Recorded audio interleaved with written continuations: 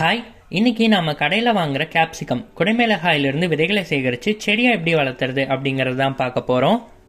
முதல்ல விதைகளை சேகரிக்க நான் பச்சை கலர் குடைமிளகாய் ஒன்று எடுத்து அதை கட் பண்ணி நிதானமாக விதைகளை காயப்படுத்திடாமல் பக்குவமாக கேப்சிகம்லேருந்து உதிர்த்து விட்டுக்க போகிறேன். விதைகள் எல்லாமே ரொம்ப சாஃப்டாக இருக்கிறதுனால ஈஸியாக நாம் சேகரிக்கும் போது காயப்பட்டு முளைக்காமல் போக சான்சஸ் இருக்குது. அதனால தான் நிதானமாக எடுத்து விட்டுக்கிறது. இப்போ நான் சேகரித்த விதைகள் எல்லாத்தையுமே அரை பங்களவு தண்ணீர் நிரப்பின சில்வர் ஃபாயில் கப்பில் சேர்த்துக்கிறேன்.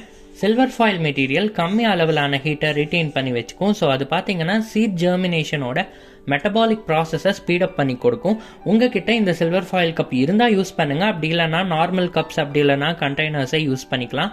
நான் க்ரீன் கலர் மட்டும் இல்லாமல் ரெட் எல்லோ கேப்சிகம்லேருந்து விதைகளை சேகரித்து எடுத்து வச்சுக்க போகிறேன்.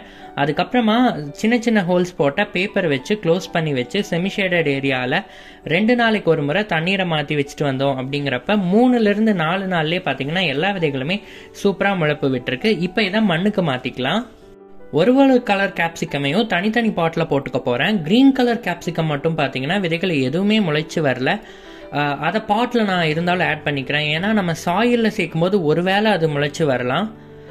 ஸோ சேஃப்டிக்கு மறுபடியும் நான் பச்சை கலர் குடைமிளகாயினுடைய விதைகளை எடுத்து அதையுமே நான் தண்ணீரில் போட்டு வச்சுக்க போகிறேன். மிளகாய் செடி வகைகளை பொறுத்த அளவுக்கு எப்பயுமே பார்த்தீங்கன்னா நம்ம நாற்று விட்டு தான் அதை எடுத்து நடணும். இதுக்கான பாட்டிங் மிக்ஸ் பார்த்தீங்கன்னா பேசிக்காக சாப்லிங்ஸ் வளர்த்த செய்யக்கூடிய 50% சாயில் 50% கோகோபீட். அப்படி இல்லைனா நீங்கள் விருப்பப்பட்டால் சாயில் 30% யூஸ் பண்ணிவிட்டு 20% பெர்லைட் யூஸ் பண்ணிக்கலாம். ஏன்னா பெர்லைட் மண்ணினுடைய ஈரப்பதத்தையும் காற்றையும் நல்லா தக்க வச்சு கொடுக்கும். ஸோ அது பார்த்தீங்கன்னா சீட் ஜெர்மினேஷன் ப்ராசஸ்க்கு ரொம்பவே முக்கியமான ஒரு விஷயம். இப்போ விதைகள் எல்லாத்தையுமே தண்ணீர்லேருந்து வடிச்சிட்டு பாட்டில் சேர்த்துட்டு விதைகள் ஒரே இடத்துல கும்பலாக இல்லாமல் பாட் ஃபுல்லாக பரவி இருக்க மாதிரி பரப்பி விட்டுக்க போகிறேன்.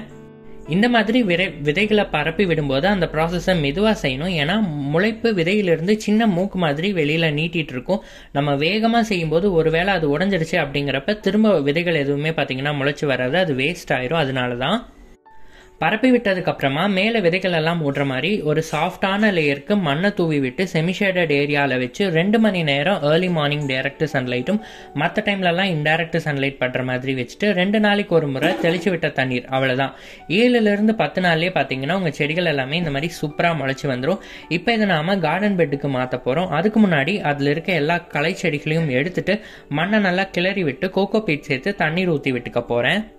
இந்த மாதிரி நாம் மண்ணை நல்லா கிளறி விடும்போது டைட்டாக இருக்க மண் நல்லா இலகி கொடுக்கும். அப்போ வேர் பார்த்திங்கன்னா சரியான ஈஸியாக வளர்ந்து வரும். அதே மாதிரி வேருக்கு சென்றடைகிற ஆக்சிஜன் லெவலுமே பார்த்திங்கன்னா அதிகரித்து கொடுக்கும். வேருக்கு ப்ராப்பராக ஆக்சிஜன் போச்சு அப்படின்னாலே உங்கள் செடி ரொம்ப ஹெல்த்தியாக வளர்ந்து வரும். எல்லாமே சின்ன சின்ன நாற்றுங்கிறதுனால நான் கோகோ பீட் சேர்த்துருக்கேன். அது நல்ல மாய்ஸ்சர் லெவலை ரீட்டைன் பண்ணி கொடுக்கும். அதனால தான் பாட்டை ரொம்ப போட்டு ஆட்டிடாமல் பக்கவாட்டில் இந்த மாதிரி லைட்டாக அழுத்தி கொடுத்தீங்க அப்படிங்கிறப்ப ஈஸியாக வெளியில் வந்துடும்.